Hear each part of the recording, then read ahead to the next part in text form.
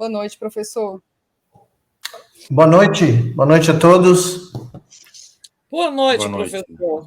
Boa noite, Tereza. Muito obrigado pelo convite, é um prazer estar com vocês aqui. Estou vendo que o Mário Santos está sobrevivendo o Milei na Argentina, então está tudo bem. Eu vim tomar um arzinho no Brasil, mas já vou. Ele foge para cá de vez em quando para respirar. Vamos lá, gente. Quem começa? Eu começo. Professor, prazer falar com você de novo. Parabéns pelo seu Palmeiras. E eu queria lhe perguntar o seguinte: qual é o seu sentimento diante da eleição, da recondução do Donald Trump à presidência americana? Estadunidense, perdão. Então, Mário, eu no dia 20 de fevereiro agora, do ano que vem, eu completo 36 anos nos Estados Unidos, né? E realmente é um grande choque. Eu acompanho a política americana desde pequeno, mas evidentemente quando eu cheguei lá em 89, passei a acompanhar diariamente, né? E é muito curioso ver o pessoal falar sobre política americana no Brasil, porque realmente o pessoal perdeu completamente a noção do que realmente acontece lá, né? Acabei de ler no site de vocês, o ministro do Estado aqui brasileiro falar que não tem risco nenhum do Trump interferir no que vai ser os próximos 2 anos. Eu falei, meu Deus, o povo não tem a menor noção do que está acontecendo no mundo, né? E é um choque. Amigos meus cientistas falando que querem ir embora dos Estados Unidos, metade do país ainda não acreditando no que aconteceu, toda a sorte de teorias para tentar explicar, porque eu não sei se vocês notaram, né, um dos aspectos menos discutidos na grande imprensa, mas que está por todo lado nas redes sociais americanas e aqui, que né, a gente pode ver em qualquer lugar, é que da última eleição de 2020 para hoje, de 15 a 20 milhões de votos democratas sumiram. O Trump teve 3 milhões de votos a menos, mas a Kamala Harris teve por volta de 20 milhões de votos menos do que o Joe Biden. Só que esses votos não aparecem em lugar nenhum. Então, ou esse pessoal ficou em casa para não votar, o que é curioso, porque talvez a maior dos últimos 20 anos, talvez tenha sido o maior número de pessoas que foram votar com antecedência, né? Então, isso não está batendo. Então, todo mundo está à espera de uma explicação, porque lá você pode votar pelo correio, com antecedência, você pode votar com antecedência, e várias pessoas falando, né, que seus votos pelo correio estão voltando como não tendo sido registrados. Então, é muito curioso, né, ver isso acontecendo nos Estados Unidos, porque lá, primeiro, não tem justiça eleitoral, não sei se todo mundo sabe isso aqui no Brasil. Segundo, não tem, a porcentagem de votos eletrônicos é muito pequena. Enquanto uma eleição no Brasil você tem o resultado muito rápido, nos Estados Unidos, como a gente viu em 2020 ou nos anos anteriores, pode levar quase uma semana, né? Ainda existem eleições que não estão decididas, então ninguém sabe quem vai ficar com o Senado virou republicano, mas ninguém ainda tem a decisão da Casa dos Representantes, né? House of Representatives. Então, é um grande choque, mas, para mim, como neurocientista, eu acho que é bem explicável pela teoria que eu publiquei em 2020, num livro meu, de que, hoje em dia, abstrações como democracia, direitos humanos, liberdades individuais, due process, justiça para todos, igualdade de todos perante a lei, todos esses conceitos da democracia liberal evaporaram. Eles foram substituídos por outras abstrações mentais que basicamente devastaram qualquer tipo de coesão que você pode ter num país como os Estados Unidos, que hoje talvez seja um dos países mais divididos do mundo. E eu estava conversando ontem, né, com o Nassif, e falei que essa eleição é os americanos falando para nós, eu sou vocês, Brasil, amanhã. Porque o que aconteceu lá nessa eleição, em termos de desinformação, em termos de uso de toda sorte de estratagemas, de fake news, uso das redes sociais, né? O nosso querido Elon Musk usando a sua rede social para basicamente criar uma plataforma de desinformação e favorecendo o Trump, né?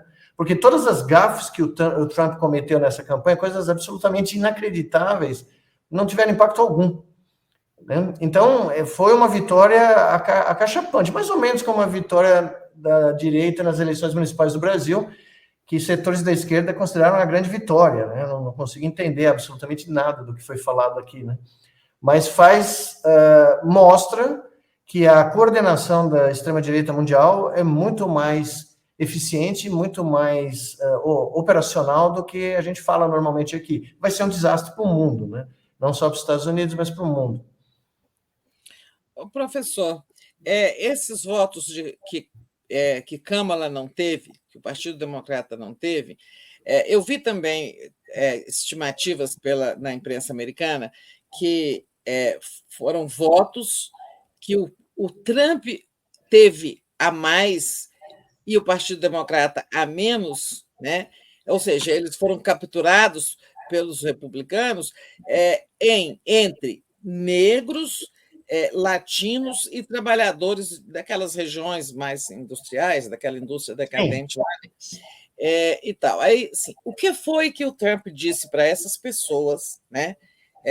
Pessoas que são vítimas do racismo, da discriminação, da perseguição, os latinos são tão discriminados e os trabalhadores estão, né, rebaixados em seus direitos e tudo mais.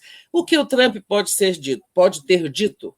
Porque eu venho falando, uns 2 dias eu não encontrava uma palavra que você agora disse, você falou outras abstrações mentais.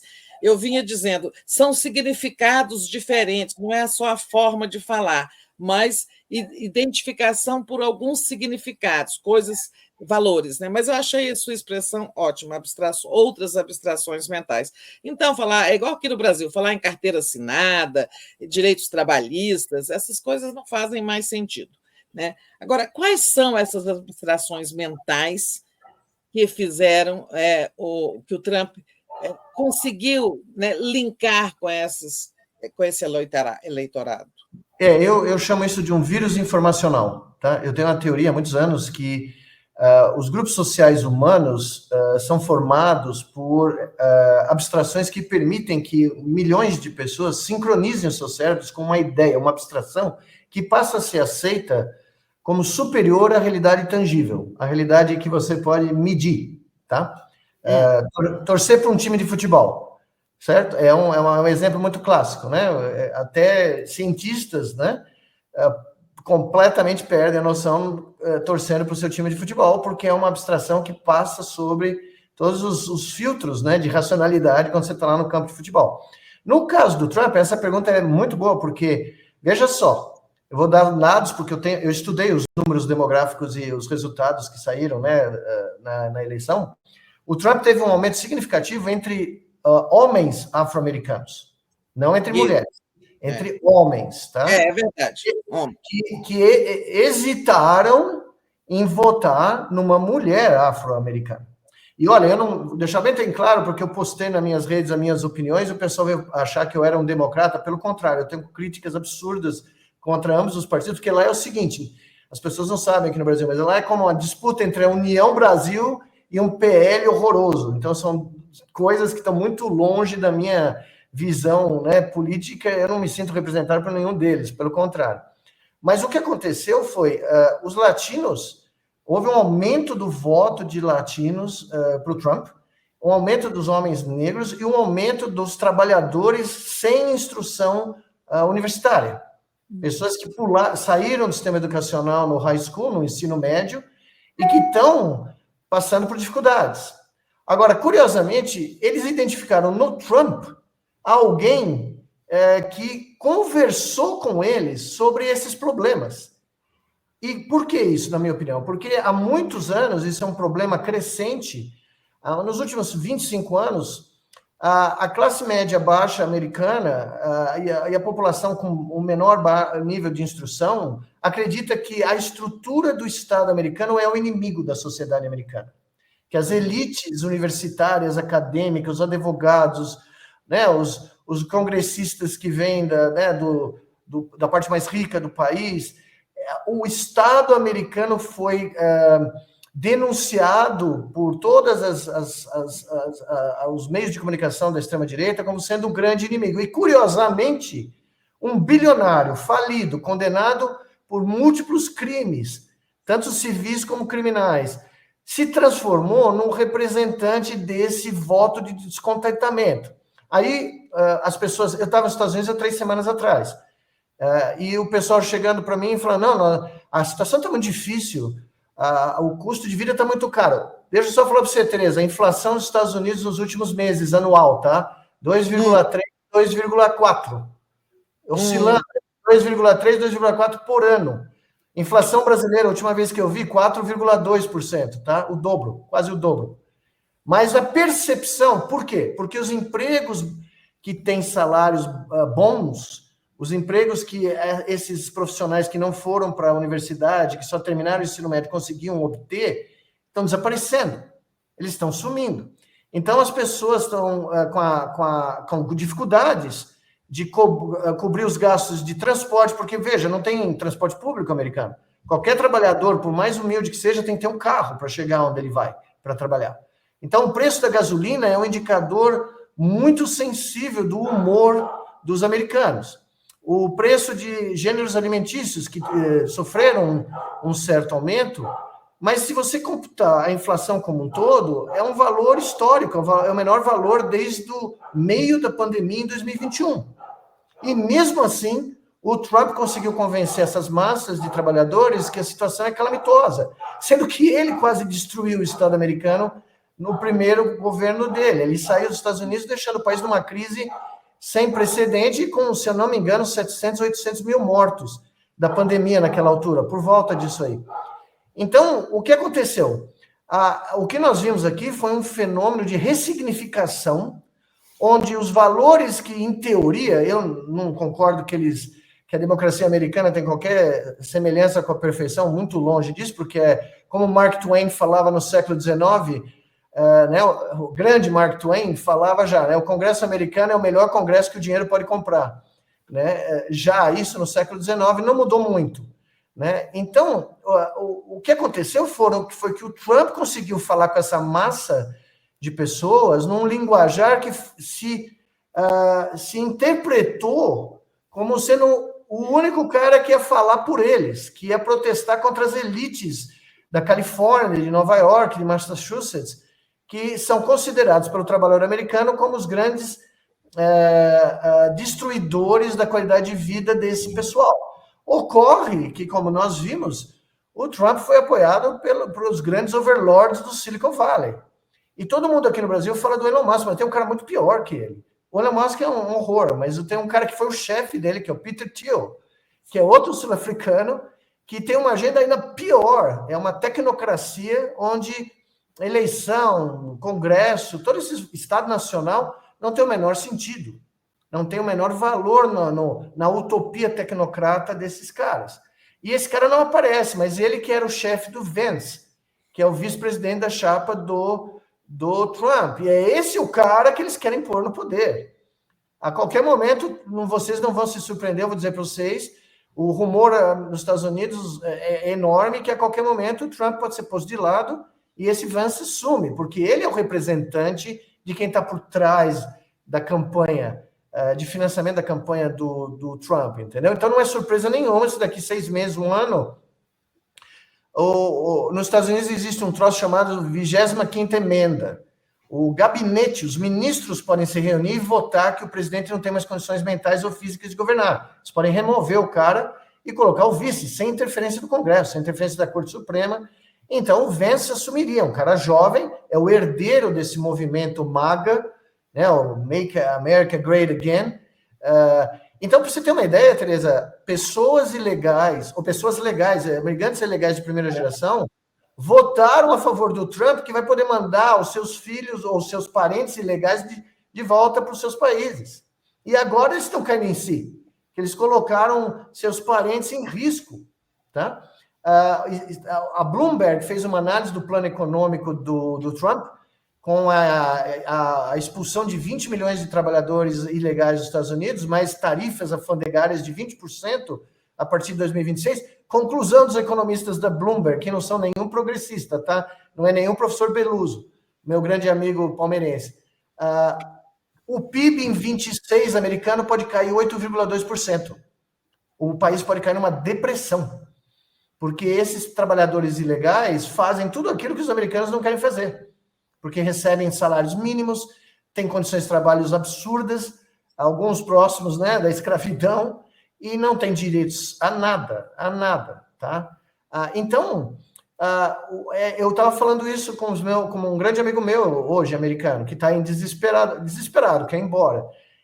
As pessoas mais expostas, as pessoas que correm maiores riscos hoje na sociedade americana, decidiram votar para o cara que vai pôr a vida deles em xeque. E isso só ocorreu porque houve uma sincronização em massa do cérebro dessas pessoas com a ideia que o Trump vai representá-los em contraponto às elites do Partido Democrata. O que é uma loucura, tá?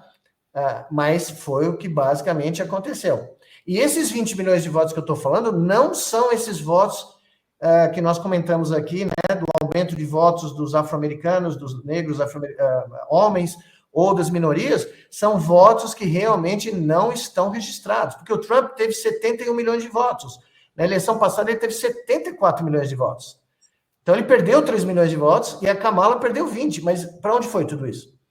Ou os caras sentaram em casa e decidiram se abster do processo, que, aliás, é um fenômeno que ocorreu nas eleições brasileiras.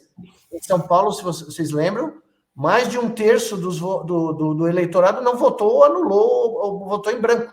Ou seja, todo o lero-lero de campanhas políticas, levantar braço de político, fazer toda aquela fantasia, não conecta mais com as pessoas. Todo esse troço sumiu do imaginário coletivo, tá?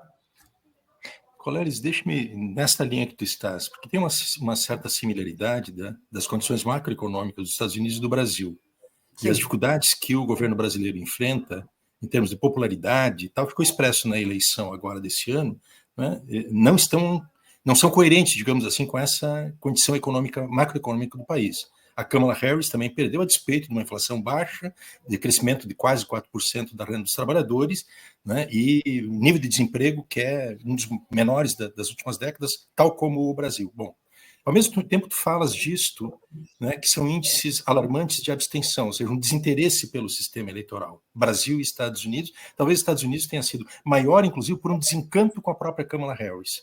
Ou seja, o tema do genocídio, do copatrocínio estadunidense ao genocídio palestino, atingiu não só a comunidade árabe estadunidense, mas também, não é, setores minimamente humanistas dos eleitores dos democratas. Bom, aqui tem um problema que falas também dos eleitores latinos e dos negros, que são parte da população que tem vinculação com salários precarizados e de menor remuneração, não é isso?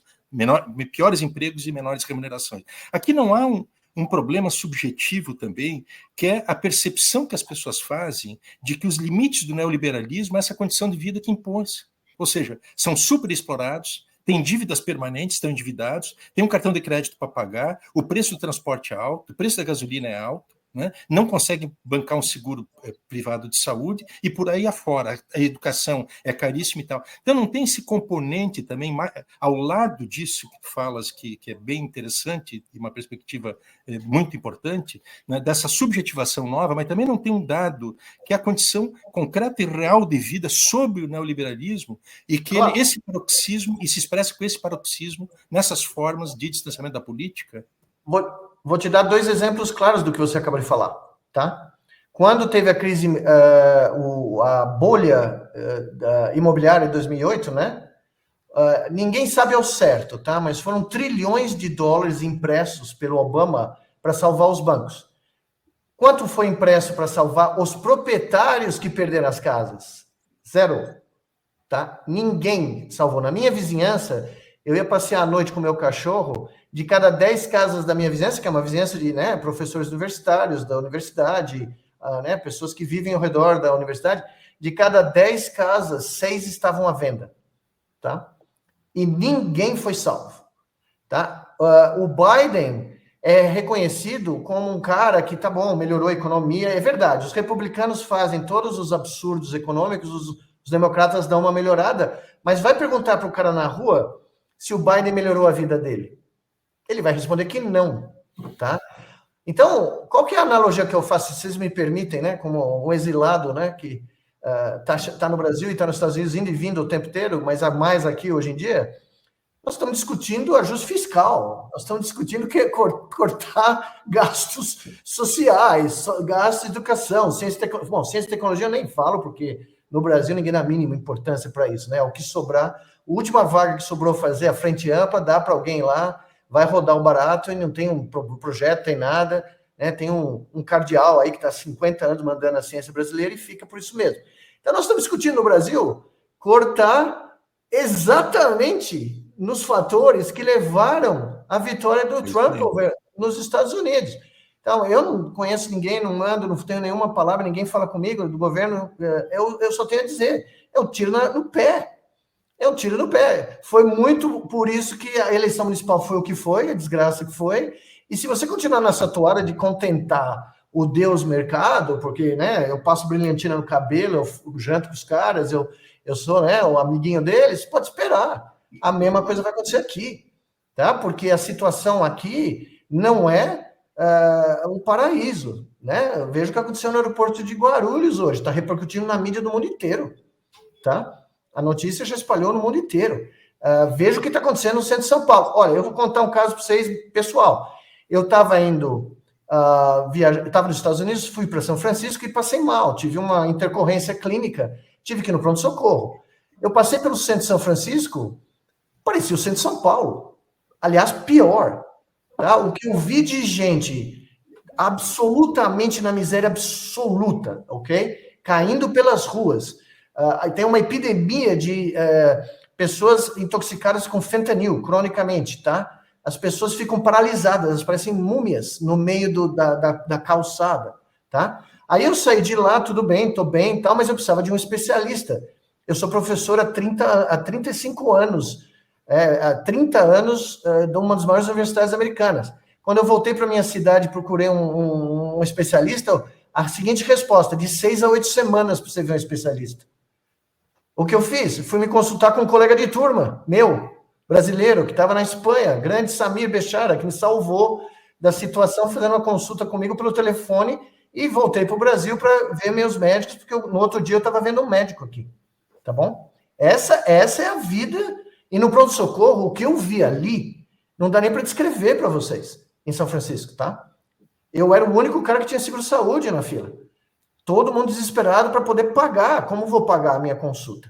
Então, o Biden, ele basicamente não tem contato, não tem conexão nenhuma, como você falou, com a parte da população. Ele é considerado um fracasso pela população que está sobrevivendo cheque a cheque.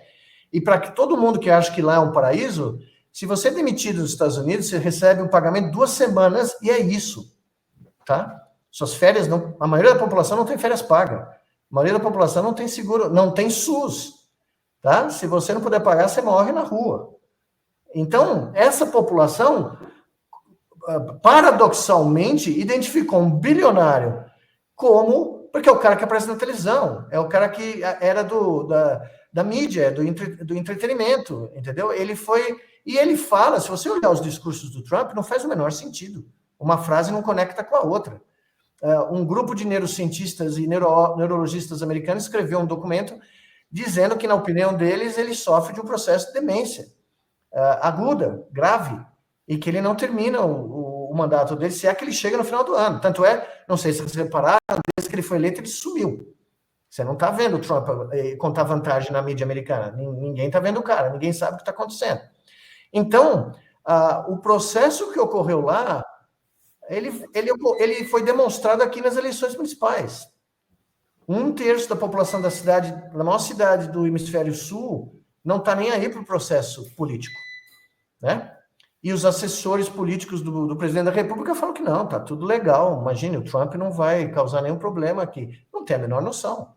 Outra coisa, desculpe se eu posso entrar nisso, nem sei se eu posso, mas o veto brasileiro da entrada da Venezuela nos BRICS teve uma repercussão horrorosa. Eu tenho grandes amigos ligados ao governo da África do Sul, cientistas, meus amigos, os caras me escrevendo falando, não dá para entender o que está acontecendo aqui. Como assim? Tá? Era considerado como uma decisão geopolítica essencial. Você junta a Venezuela com a Arábia Saudita, você tem, sei lá, 60%, 70% do petróleo do mundo. E, de repente, quem veta? O Brasil. Ninguém entendeu nada. Na China, na África do Sul e em outros lugares ligados aos BRICS, tá? Então, a minha sensação é que não temos no Brasil uma compreensão de que os overlords da Big Tech, do Big Money, do Big Oil, não se interessam pelos Estados nacionais, não estão nem aí. Eles têm uma estrutura de poder que suplanta o sistema de justiça dos países, os Estados nacionais, o sistema democrático, porque o plano de poder deles é muito claro. Foi por isso que eu escrevi meu livro de ficção científica. É uma tentativa de... Eu estou recebendo a mensagem dos meus amigos dizendo, pô, o seu livro se passa em 2036, é um livro de ficção científica, mas parece um ensaio jornalístico, porque o que você falou lá está acontecendo hoje, né? Está acontecendo agora. E eu não acredito que aqui no Brasil se tenha consciência desse processo, tá? Eu acho que é que nem 2013.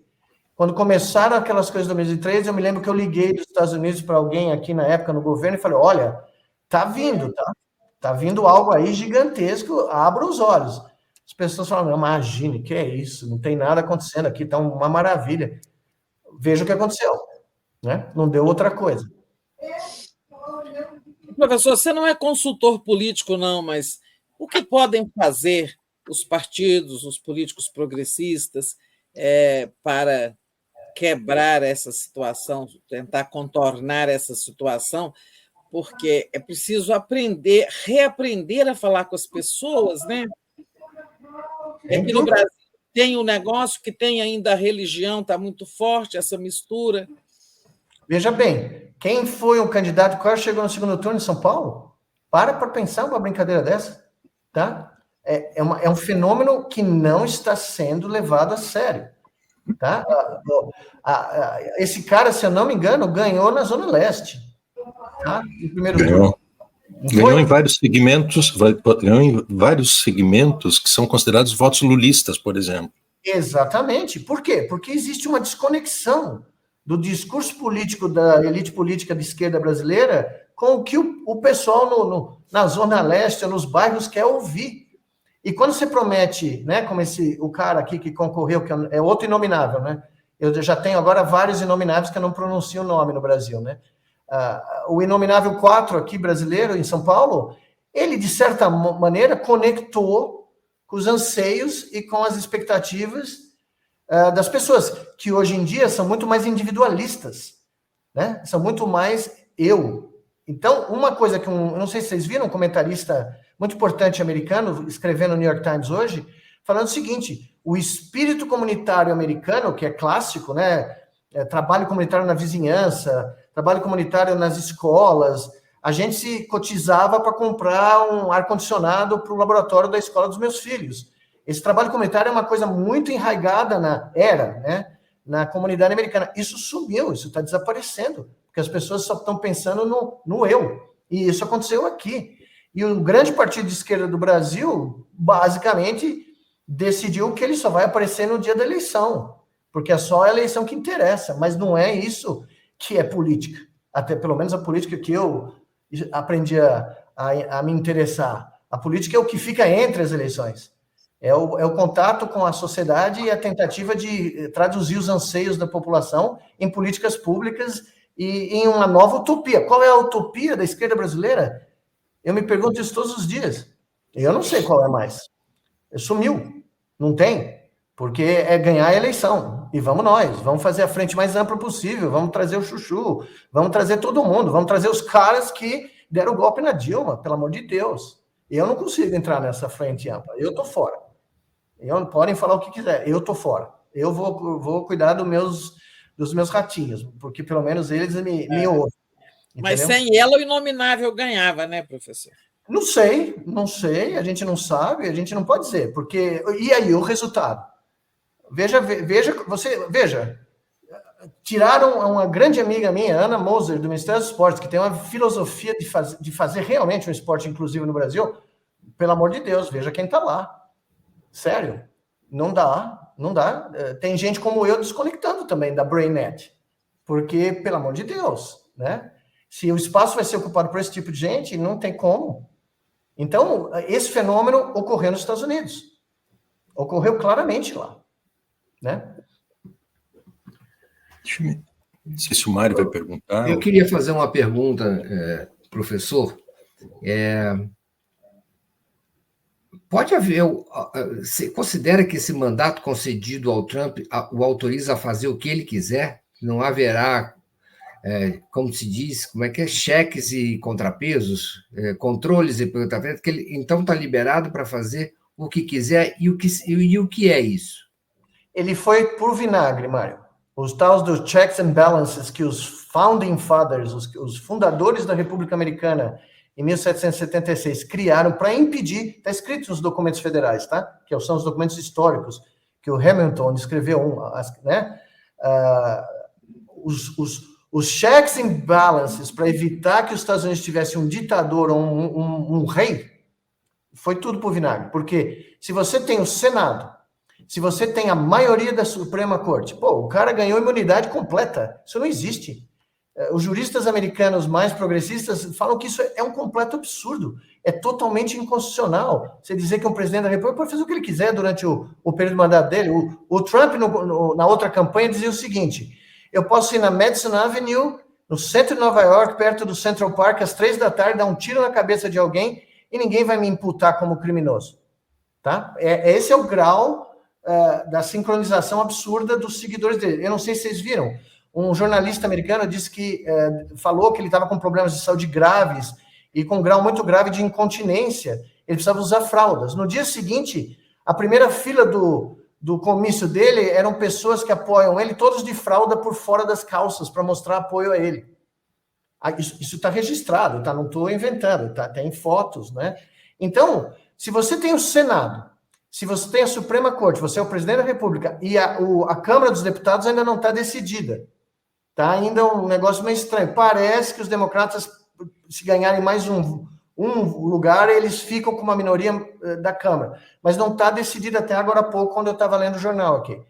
Se ele ganhar a Câmara junto, ele pode, porque qualquer juiz federal, sem nenhum problema, porque os juízes lá não são concursos públicos, tá? Não é que nem aqui. Meu pai foi juiz aqui por concurso público, mas não é assim lá.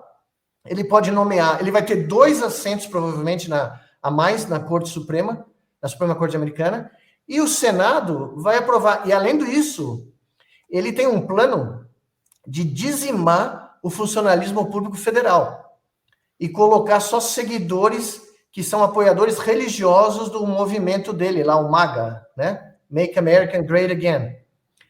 Ele vai colocar operativos políticos ideológicos em todas as posições de destaque do funcionalismo público federal. Isso, Mário, acaba com todos os checks and balances, tá? Para você ter uma ideia, o cara que é potencial candidato a ser o ministro da Justiça ontem estava na televisão falando que a promotora pública de Nova York, que indiciou o Trump por uma variedade de crimes, que para ela ficar quietinha, que senão ela vai para a cadeia. Tá? O cara começou a ameaçar a promotora pública estadual de Nova York, que é um estado democrata. Tá? Então, tudo que existia de arcabouço para impedir que um presidente se transforme num autocrata ou num monarca, né, sumiu. Não por qualquer golpe, mas sumiu pelo resultado das eleições e pelo fato que a Suprema Corte é dele, nesse momento. Fazer uma pergunta. Pode fazer mais uma, Mário. Você ia fazer uma capciosa, então... Eu ia fazer uma pergunta capciosa. A precedência nesse caso. Se for futebol, essa semana eu estou de luto, tá? Por favor. Então, é o tempo. Não, mas assim, o Nicolelli, se tu pudesses dar um recado, uma mensagem, ou um conselho ao Fernando Haddad, que conselho tu darias à luz dessa tua análise, que eu concordo inteiramente, né, o Fernando que está Haddad lá e que pode acontecer aqui? O Fernando Haddad, para mim, foi o melhor ministro da Educação que o Brasil jamais teve, tá? Falo isso desde 2012, não tenho a menor dúvida disso. Mas eu discordo da abordagem dele nesse momento. É um homem extremamente inteligente, extremamente capaz. Eu não falo com ele há anos, foi um grande amigo que eu tive, mas eu não acho que é por aí. Sinceramente, eu não acho. Eu acho que o debate principal, acho que você escreveu no Viu Mundo, se não me engano, com a Conceição, minha grande amiga Conceição Lemes, e o Pomar escreveu vários no blog dele, que eu leio. Cadê a palavra desenvolvimento no discurso do Ministério da Fazenda? Eu só ouço, né, vamos lá, acertar o déficit fiscal, né? Não é a minha visão, eu não consigo concordar com isso. Eu acho que o Brasil é um país que precisa de tudo. Do ponto de vista social, educacional, de saúde, o manejo da pandemia de coronavírus desses últimos 2 anos foi medíocre. Me desculpe, tá? Eu sou cientista, eu tenho os dados. Nós demoramos meses para comprar nova vacina, vamos comprar 65 milhões de doses para 2 anos, para um país de 210 milhões de habitantes, e o coronavírus não sumiu, tá? Eu estava nos Estados Unidos, estava aparecendo em todos os estados, a mensuração da água de esgoto dos estados americanos, o coronavírus em níveis altíssimos lá. A nova cepa, né, que está varrendo o mundo. Então, o que eu posso dizer? Eu não entendo nada de economia, mas eu leio as notícias da economia do Brasil e às vezes eu fico pensando, né? Veja, nós tivemos a votação do Copom agora há pouco, né? Unânime de novo. São as últimas 6 ou 7 unânimes. Ué, um cara que é um indicado pelo governo está lá dentro. Ele vai ser o próximo presidente do Banco Central. Eu não entendo como a votação é unânime, né? Os Estados Unidos estão baixando os juros. Com uma inflação menor, estão baixando os juros, porque eles estão desesperados para estimular mais ainda a economia. E nós estamos aumentando os juros, né? Por um cara que não é um economista, como é o meu caso, não faz o menor sentido, né? Ter o segundo maior juros do mundo. Então, eu gostaria de ver um pouquinho mais de embate lá na votação do Copom. Afinal de contas, o governo tem representantes lá, né? Então, não sei, eu não daria nenhum conselho, porque não me foi pedido, e quem sou eu para falar sobre economia, mas certamente não é o governo que eu imaginei que seria.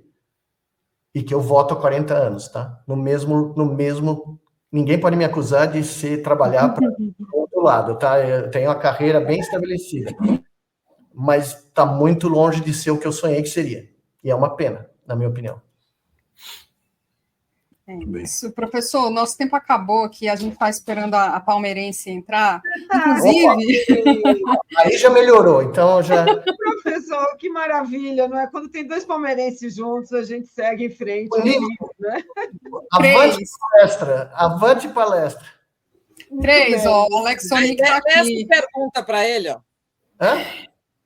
O Alex Sonic está perguntando aqui, Nicoleles, concorda que o Verdão perdeu o campeonato naquela assistência contra do Mike? Nem me fale. O pobre Mike entregou o ouro para o Botafogo. Professora, obrigada, foi uma ótima entrevista. Muito obrigado. Obrigado, professor. Obrigado. Foi um prazer, tudo de bom para vocês aí. Até a próxima. Obrigadão. Tchau, tchau. Boa noite, professor.